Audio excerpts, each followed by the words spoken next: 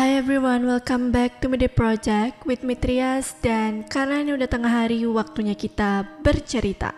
Tapi sebelum lanjut, buat yang belum subscribe, please subscribe dulu channel ini. Dan kalau udah, mari kita lanjut. Guys, kalian pernah dengar nggak suatu kondisi di mana seseorang pernah merasa kalau tangannya itu punya kehendak sendiri? Kedengarannya sih serem banget ya, seolah-olah punya kekuatan sendiri gitu loh.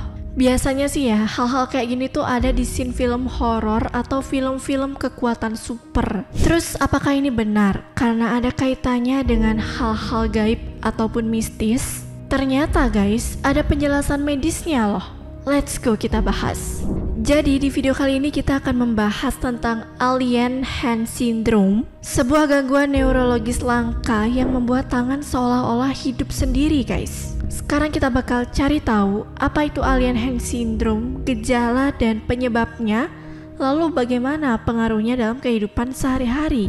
First of all, aku bakal bahas tentang definisi Alien Hand Syndrome guys. Jadi Alien Hand Syndrome adalah kondisi neurologis langka di mana seseorang mengalami gerakan tidak terkendali pada salah satu tangan. Penderita sering merasa bahwa tangan itu bukanlah milik mereka, melainkan seperti alien yang melakukan tindakan tanpa perintah sadar. Bayangin aja guys, tiba-tiba tangan kita gerak sendiri, mengambil benda, menyentuh sesuatu, bahkan melakukan aksi yang di luar nalar dan bertentangan banget dengan keinginan kita. That's so creepy. Nah, kondisi ini biasanya terjadi karena adanya kerusakan otak yang mengontrol pergerakan dan kesadaran diri seperti corpus callosum atau cortex parietal. Dan adapun gejala-gejala utama dari Alien Hand Syndrome ini, yang pertama adalah gerakan tak terkendali guys. Tangan bisa sangat sulit dikendalikan, dia bisa tiba-tiba bergerak sendiri, mengambil barang ataupun menyentuh sesuatu yang tidak kita inginkan. Yang kedua, penderita biasanya merasa tangan itu seolah-olah bukan milik mereka guys. Lalu ada konflik motorik,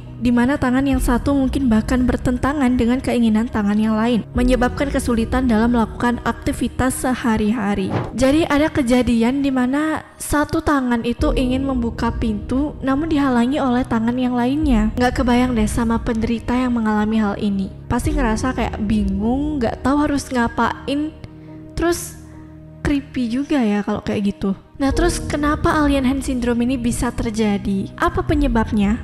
Jadi guys, kondisi ini biasanya disebabkan oleh kerusakan pada area otak tertentu. Beberapa penyebab umumnya adalah stroke, di mana akibat aliran darah yang terganggu ke otak dapat mempengaruhi koordinasi tangan. Lalu bisa disebabkan karena operasi otak, di mana pembedahan terutama yang melibatkan corpus callosum bisa menyebabkan terjadinya gangguan ini. Cedera kepala yang parah juga berpotensi memicu munculnya Alien Hand Syndrome, dan beberapa kondisi seperti Alzheimer atau penyakit Parkinson juga dapat berkontribusi pada munculnya gejala ini. Kerusakan pada area-area ini mengganggu komunikasi antara belahan otak, sehingga otak tidak bisa sepenuhnya mengontrol pergerakan tangan. Akibatnya tangan tersebut muncul dengan aksi yang otomatis dan tidak sengaja. Bayangkan ya guys, gimana kondisi ini mempengaruhi kehidupan seseorang. Penderita AHS ini pasti akan sering sekali mengalami kesulitan dalam aktivitasnya sehari-hari. Contohnya saja aktivitas menulis dan makan. Gerakan tangan yang tak terkendali membuat aktivitas sederhana menjadi penuh tantangan. Selain itu, interaksi sosial, rasa malu, dan kebingungan akibat tingkah laku tangan yang aneh bisa mengganggu kehidupan sosial dan emosional seseorang. Lalu kehidupan profesional. Dalam pekerjaan yang membutuhkan ketelitian dan koordinasi, kondisi ini bisa menjadi hambatan besar. Tentunya kehidupan para penderita Alien Hand Syndrome ini tidaklah mudah ya guys. Banyak yang harus menjalani terapi fisik dan kognitif untuk membantu mengurangi gejala ini. Namun untuk saat ini belum ada terapi yang benar-benar menyembuhkan Alien Hand Syndrome, tetapi ada beberapa pendekatan yang bisa membantu penderita mengelola kondisi ini. Yang pertama, terapi fisik dan okupasi, di mana latihan khusus membantu mengurangi gerakan tak terkendali dan meningkatkan koordinasi.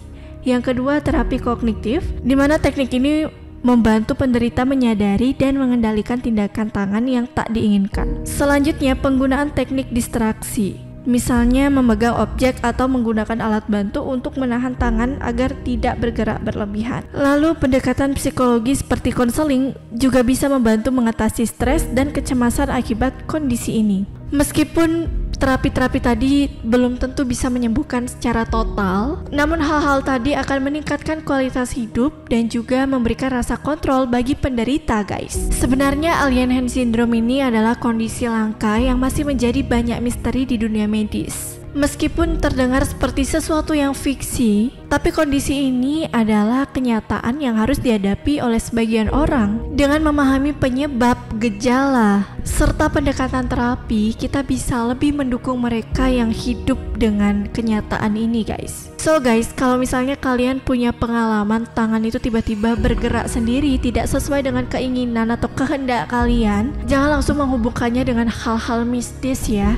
Periksakan saja ke dokter, karena memang ada kenyataan di mana ini termasuk fenomena alien hand syndrome, supaya kalian bisa juga mendapatkan penanganan yang tepat, guys. Dan gimana menurut kalian tentang pembahasan ini? Apakah kalian punya pengalaman serupa? Aku mau tahu tanggapan kalian, so please tuliskan di kolom komentar. And by the way, segitu dulu ya video kali ini. Jangan lupa untuk like dan komen video ini. Jangan lupa juga untuk nyalakan notifikasi kalian supaya nggak ketinggalan hal-hal menarik lainnya. Thank you so much for watching and see you in next video. Bye bye.